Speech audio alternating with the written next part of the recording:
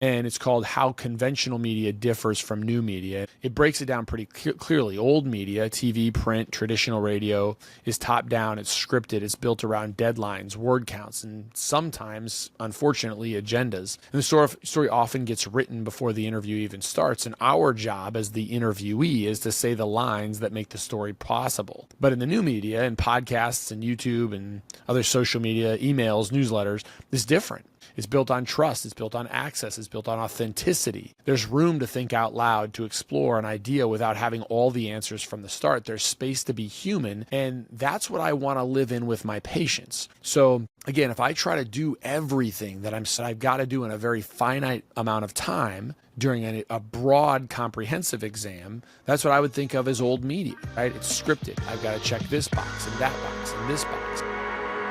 Hello and welcome to the Chris Wolfe Podcast on iCode Media. Today I wanted to talk about scripting, and I wanted to talk about the way we communicate with our patients, and it was sort of flagged by this interaction I had recently. So let me talk about this first.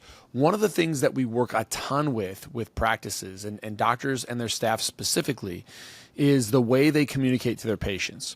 And so it's going to seem a little bit weird, but we start by getting our message as clear as we possibly can by scripting, being direct with patients, and understanding the data that we'll want to be referencing within those patient conversations, whether that's related to ocular surface disease or dry eye, some people like to call it that, or if it's related to myopia management or glaucoma or macular degeneration or vitreomacular interface diseases, whatever it is to be very comfortable with the data and the things that you're likely to do for a patient based on that evidence and based on your clinical intuition, so that when you script that out, you say it enough times over and over and over again that you can modify it for that specific patient in a way that's comfortable and in a way that's human. And the reason I bring that up today is really sort of a bigger issue that sort of has been sitting a little bit heavy with me for the last few days.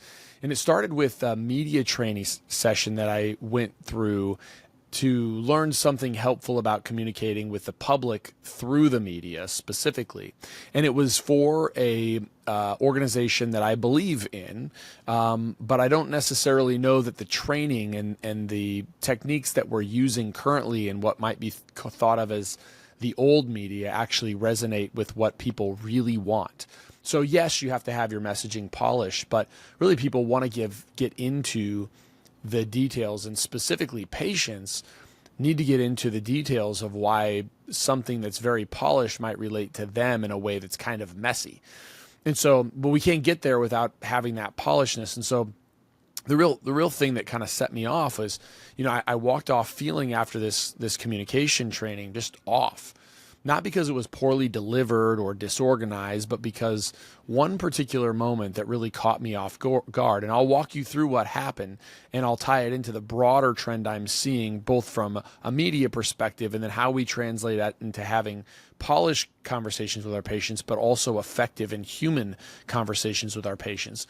And so as we try to navigate this, I hope it's helpful. Please enjoy the conversation or the monologue. And as always, be sure to subscribe to the podcast, write a review, share it with your friends, and support those who support us.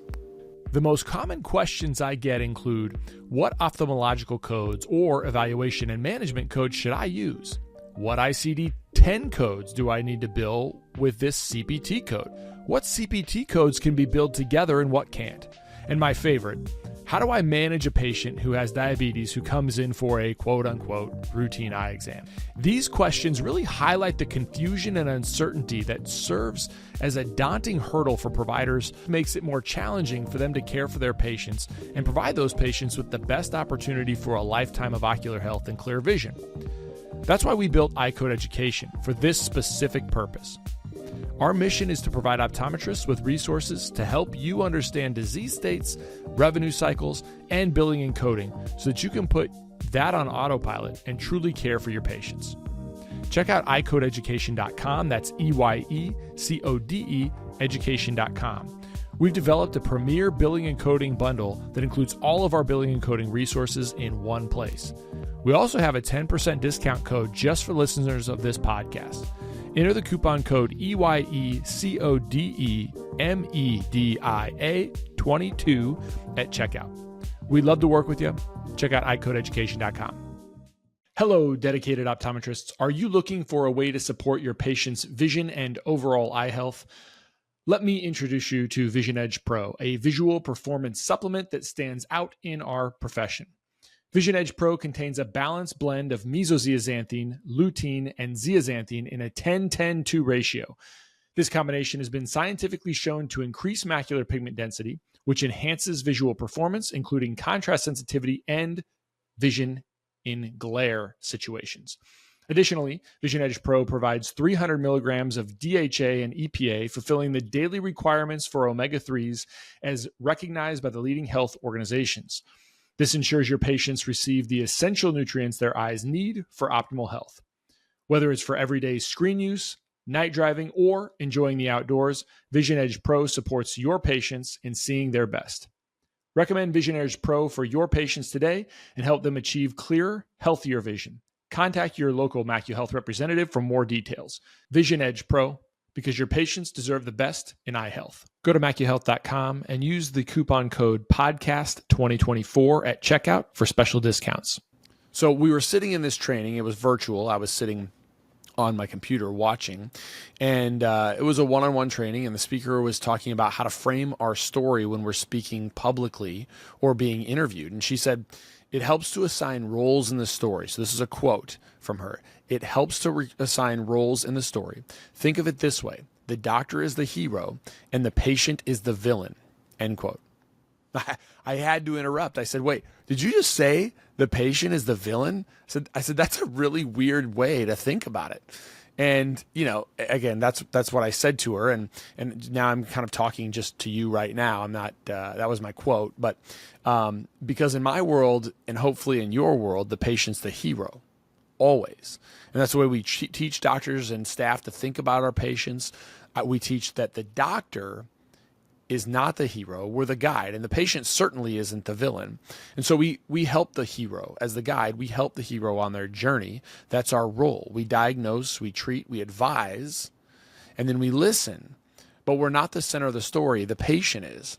And the moment I said that, she used a technique called bridging, where you acknowledge what is said and then immediately pivot to your talking point. She didn't address my concern. She just kept on moving.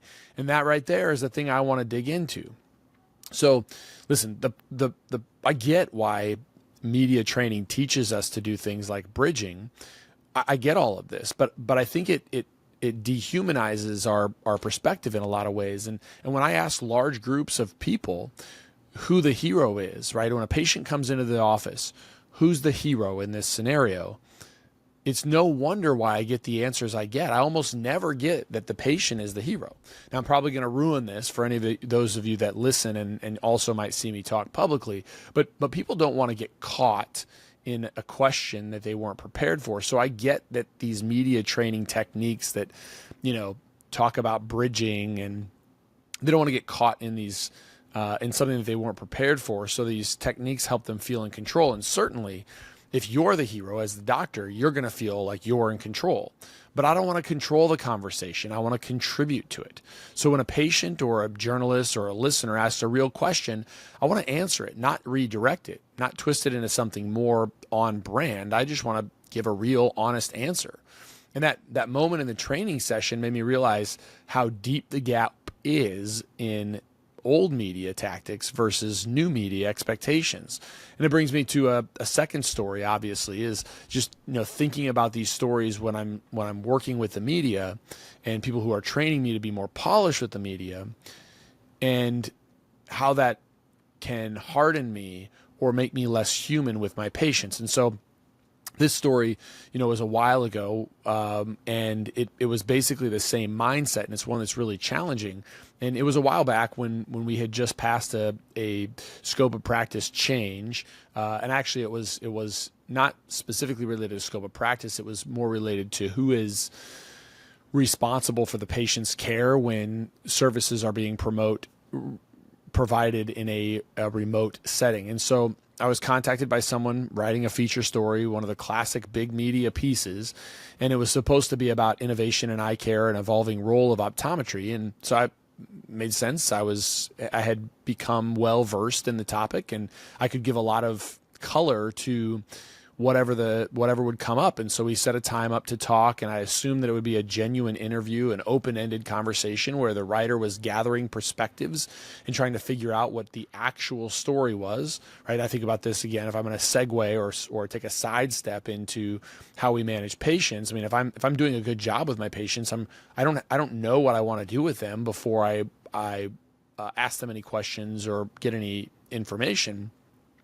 I want to gather information first. And so, as we come back to the conversation that had unfolded in this interview, it became clear that the writer already knew exactly what they wanted the story to be. The questions weren't investigative. They weren't curious. They were just hunting for sound bites.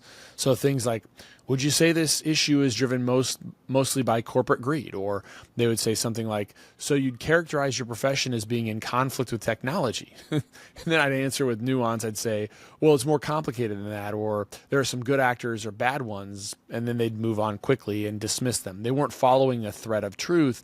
They were building a prefab narrative. And my job was to provide quotes that helped them build that narrative, whether or not it was accurate.